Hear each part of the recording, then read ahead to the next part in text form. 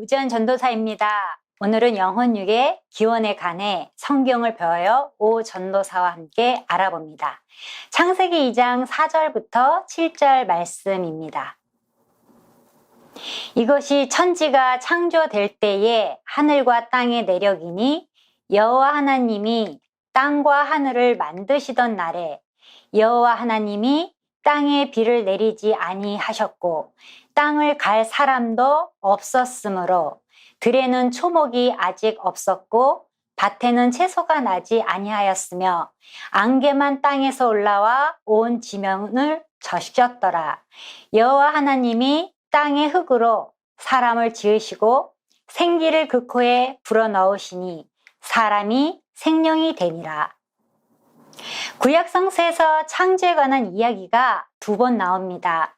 첫 번째 창조 이야기는 1장 26절부터 28절에, 두 번째는 창세기 2장에 기록되어 있습니다. 얼른 보면 천지 만물 창조의 순서가 창세기 1장에서의 증거와 달라 보입니다. 그러나 그렇지 않습니다. 창조의 증거가 다른 것이 아니라 차이점이 있습니다. 1장과 2장의 차이점은 첫째, 우주론에서 인간론을 중심으로 바뀝니다.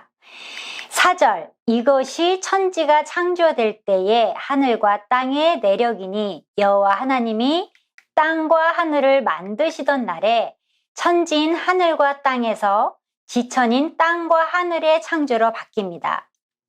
창세기 1장은 천지 만물의 창조를 전체적으로 기술하였고 하늘의 초점이 모아지는 우주론적인 관심이 강하게 나타나 신화에서 항상 힘을 가진 개체로 등장하는 요소들, 예를 들면 태양, 달, 별, 동물 등을 완전히 도구화하여서 표현합니다.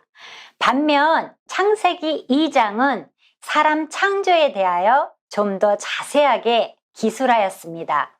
왜냐하면 창조의 목표는 인간이기에 인간이 다른 피조물보다 뛰어나다고 하는 것이 명백히 드러나야 하기 때문입니다. 그러므로 창세기 1장과 2장은 서로 보충적이라 할 수 있습니다. 1장과 2장의 차이점 두 번째로는 하나님, 엘로힘이 여호와로 바뀝니다. 창세기 1장에서 사용된 하나님의 이름은 엘로힘이었으나 이 이름은 2장 4절로 가면 여호와로 바뀌고 있습니다. 왜 이름이 다른가요? 저자는 의도적으로 이 이름을 바꾸어 사용하고 있습니다. 하나님, 엘로힘이란 이름은 하나님의 권위와 능력을 강조할 때 사용되었습니다. 이 이름은 장엄하고 위대하며 높고 전능한 창조주 하나님을 가리키는 이름입니다. 따라서 천지 창조를 묘사하는 1장에서는 위대하신 창조주 하나님의 이름인 엘로힘이 나오는 것이 적당하며, 반면에 여호와, 야훼라는 이름은 언약을 세우시고 그 언약을 지키시며 인간에게 다가오시며 인간을 사랑하신 하나님, 다시 말해서 인간과 1대1로 관계를 맺으시는 하나님을 말할 때 사용됩니다. 그러므로 하나님은 위대하신 창조주가 되시는 동시에 구체적으로 인격적인 하나님이십니다. 1장과 2장의 차이점 세 번째, 인간 창조에 초점이 모아져서 그 과정이 비교적 상세히 소개됩니다. 7절, 여호와 하나님이 흙으로 사람을 지으시고 생기를 그 코에 불어넣으시니 사람이 생명이 된지라. 본 구절은 창세기 1장 26절부터 27절에 묘사된 사람 창조의 내용을 보완해 주고 있습니다. 첫째, 여기서 흙으로 사람을 지었다는 것은 흙이라고 번역한 히브리 말로 아파르민 하다마의 문자적 의미는 땅의 먼지, 티끌로부터입니다. 그러면 창세기 3장 19절에 너는 흙이니 흙으로 돌아갈 것이니라 하시니라, 정확히 해석하면 너는 먼지니 먼지로 돌아갈 것이니라 입니다. 즉 인간은 아무것도 아닌 먼지, 즉 허무한 존재입니다. 티끌인 인간은 하나님과 관계가 끊어질 때는 흙더미, 먼지에 불과합니다. 인간이 하나님과 의로운 관계에 있을 때는 생명이 되지만 하나님의 생명력이 떠나버린 인간은 그저 티끌 먼지일 뿐입니다. 사람과 땅은 히브리 말로 각각 사람, 아담, 땅, 아다마로 하나님은 땅을 경작케 하려고 사람을 만드셨습니다. 신토불이란 말이 있듯이 몸과 땅은 둘이 아니라는 뜻으로 인간은 흙에서 나온 생물을 먹고 반드시 죽으면 흙으로 돌아가는 말은 이해합니다. 그런데 반대로 흙으로 사람을 만들었다는 것은 이해를 못합니다. 최근 과학자들이 흙을 분석한 결과 몸의 성분과 같다고 발견했습니다. 아마 이들이 성경을 알면 놀랄 것입니다. 성경을 믿지 못하는 것은 자기 수준이 그거밖에 안 되어서 믿지 못하는 것입니다. 무에서 유를 창조하시는 하나님께서 흙으로 생명체를 만드신 하나님은 전능하신 신입니다. 만약 흙 한 삽을 어린이에게 주면 고작 두꺼비 집을 만들 수 있고, 우리에게 흙 한 삽을 준다면 그릇도 만들 수 있고, 재주가 있는 사람이라면 도자기도 만들 수 있으며, 반도체 전문가에게 동일한 흙을 준다면 흙에서 실리콘을, 또 반도체 칩까지도 만들 수 있습니다. 재료는 같으나 다른 작품이 나옵니다. 이것은 수준 차이입니다. 죽은 자를 살리신 주님이시기에 우리를 사망에서 구해주십니다. 주님은 물 위를 걸을 수 있는 분이시기에 우리를 건져 주실 수 있습니다. 하나님은 사람에게만 특별히 생명의 숨을 불어넣어 주셨습니다. 생명, 네페시 하야는 생명체라는 뜻으로 살아있는 존재란 뜻입니다. 다른 피조물들은 무에서 유로 말씀으로 창조하셨지만 사람은 하나님이 직접 그 코에 생기를 불어넣어 주셨다는 사실입니다. 사람에게 생기를 불어넣으셨다는 말씀은 사람의 몸 안에 영을 넣으심으로 산 존재로 만드셨다는 의미입니다. 즉 다른 동물은 생기를 넣지 않고 말씀으로만 창조되었지만 사람은 하나님께로부터 영을 받았기 때문에 영적인 존재가 되었습니다. 이것이 사람과 동물을 포함한 모든 생명체와의 차이점입니다. 그러므로 하나님과의 관계가 끊어진 인간은 동물과 다른 바 없다고 할 수 있습니다. 데살로니가전서 5장 23절 말씀입니다. 평강의 하나님이 친히 너희를 온전히 거룩하게 하시고 또 너희 온 영과 혼과 몸이 우리 주 예수 그리스도 강림하실 때에 흠없게 보존되기를 원하노라.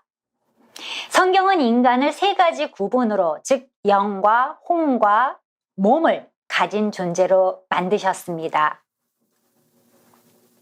영은 히브리어로 르아흐, 헬라어로는 푸뉴마라고 하는데 하나님의 영과 사람의 영 공통으로 사용됩니다.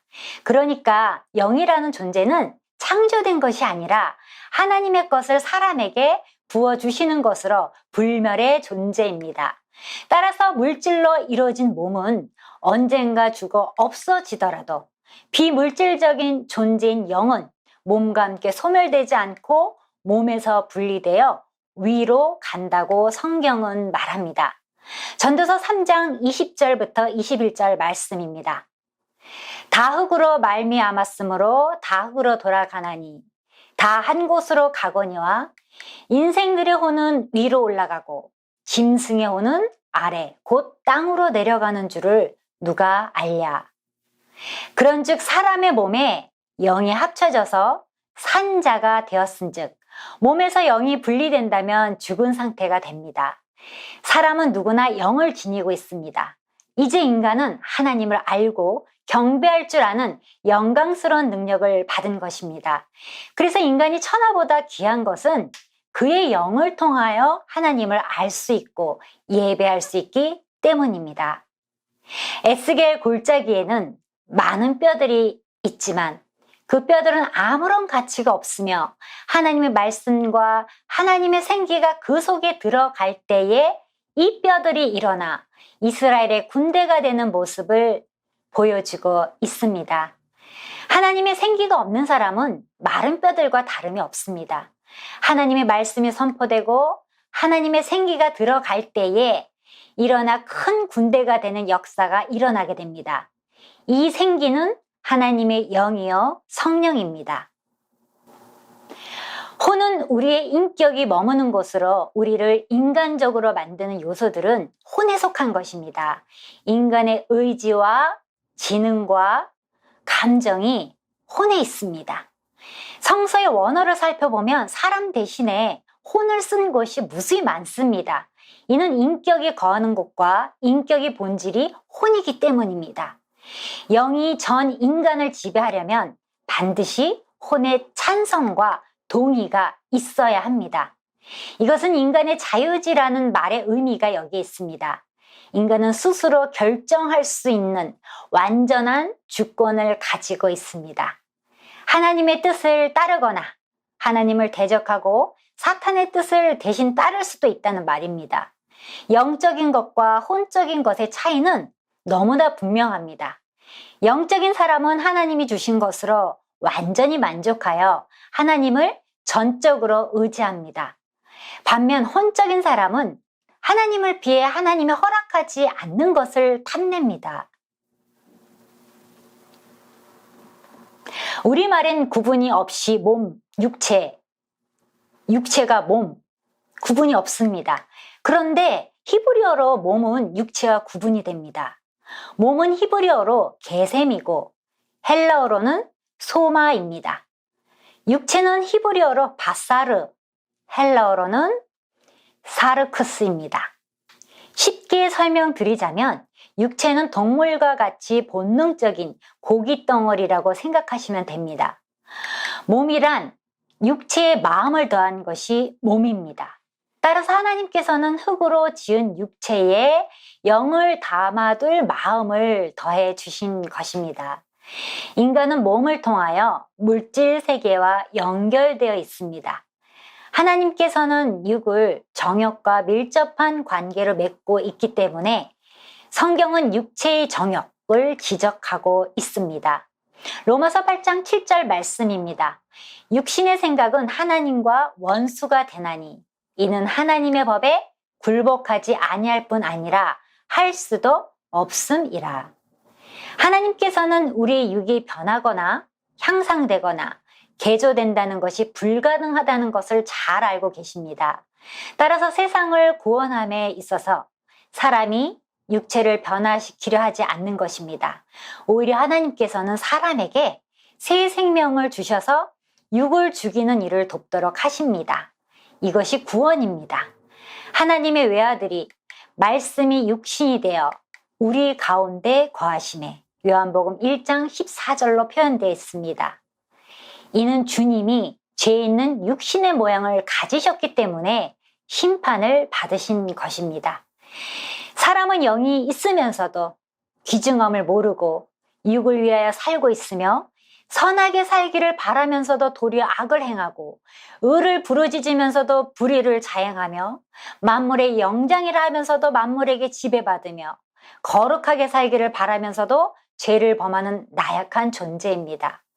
바울은 로마서 7장 15절에서 23절까지 이 갈등에 대한 속사람의 번민을 잘 표현하고 있습니다. 15절에 내가 행하는 것을 내가 알지 못하노니 곧 내가 원하는 것은 행하지 아니하고 도리어 미워하는 것을 행함이라 기록하고 있습니다. 22절에는 내 속사람으로는 하나님의 법을 즐거워하되 23절 내 지체 속에서 한 다른 법이 내 마음의 법과 싸워 내 지체 속에 있는 죄의 법으로 나를 사로잡는 것을 보는도다 기록합니다. 인간이 타락하고 부패하여 영이 상실됨에 따라서 속사람은 항상 하나님을 바라보게 되지만 타락한 인간인 겉사람은 이 세상을 자꾸 바라보게 된다는 것입니다. 그래서 내 안에서 속사람과 겉사람이 계속해서 싸우게 되어 바울도 이것 때문에 고민했습니다. 나의 속사람인 영혼은 하나님을 찬양하고 바라보는데 나의 겉사람인 육체는 죄악을 짓고 세상만 바라보니 괴로울 수밖에 없습니다. 이 투쟁은 날이 갈수록 심해집니다. 그러므로 성령으로 충만해야 하는 것입니다. 성령은 하나님의 뜻을 이루는 생활을 하며 그 생활은 곧 십자가를 지는 생활입니다. 십자가는 하나님의 뜻을 이루는 것이며 인류를 구원하는 예수 그리스도의 사랑과 은혜입니다. 그러므로 생기를 불어넣는다는 것은 십자가를 지고 그리스도의 인격을 닮아 그리스도와 같은 삶을 살고 그리스도와 같은 희생을 하는 생활입니다. 예수님의 구원은 우리의 영혼에 영향을 미치고 육체에 미치며 모든 환경에 미치는 한없는 은혜입니다. 그러나 이것이 우리 것이 되기 위해서는 먼저 그 진리를 알아야 합니다. 그리고 그 사실을 믿음으로 받아들여야겠습니다. 여러분, 영, 혼, 육 중에 가장 중요시 되어야 할 부분이 무엇일까요? 첫째가 영이요, 둘째가 혼이요, 셋째가 육체입니다. 그러나 어느 한 부분이라도 상처를 입으면 함께 고난을 받게 되는 것입니다. 그러므로 사람은 영혼이 잘됨같이 범사가 잘되며 강건하게 행복을 누리도록 만들어 가야만 되는 것입니다. 마무리합니다. 사람은 흙이란 물질로 지음을 받았으나 그 속에 있는 숨을 통하여 성령과 함께 공감하고 성령의 감동으로 몸의 물질을 움직이는 존재입니다. 사람은 흙에서 나왔으니 흙으로 돌아가는 존재가 아니라 사람은 성령의 작용으로 생명체가 되었으니 그가 숨을 거두는 날 그는 하늘로 돌아가는 존재입니다. 이것이 창세기 2장 7절의 인간론입니다. 사람은 위로 하늘의 것을 추구할 수 있고 땅의 것을 추구하고 선택할 수 있는 존재입니다. 로마서 8장 5절부터 6절 말씀입니다. 육신을 쫓는 자는 육신의 일을, 영을 쫓는 자는 영의 일을 생각하나니 육신의 생각은 사망이요 영의 생각은 생명과 평안이니라. 육신에 잡혀 있으면 우리는 육신을 따라 행하게 되고 반대로 영에 잡혀 있으면 우리는 영을 따르게 되는 것입니다.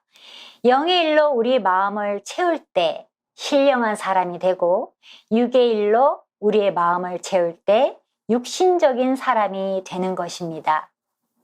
육체적인 사람은 감각의 지배를 받아서 눈에 보이고 귀에 들리고 코로 냄새 맡고 손으로 만져서 확인할 수 있는 것 이외에는 믿지 않고 고백도 하지 않습니다. 이성적인 사람은 이성으로 생각하여 가능한 시인을 합니다. 그렇지 않은 일은 믿지 않을 뿐더러 고백하는 일도 없습니다. 그러나 신령한 사람은 눈에 안 보이고 귀에 안 들리며 손에 잡히는 것도 없고 인간의 이성으로 불가능한 일일지라도 하나님의 약속의 말씀이 있으면 그 말씀을 믿음으로 받아들이고 하나님 앞에서 원수 앞에서 교회 앞에서 고백합니다. 당신은 영에 속한 그리스도인입니까? 육에 속한 그리스도인입니까? 샬롬.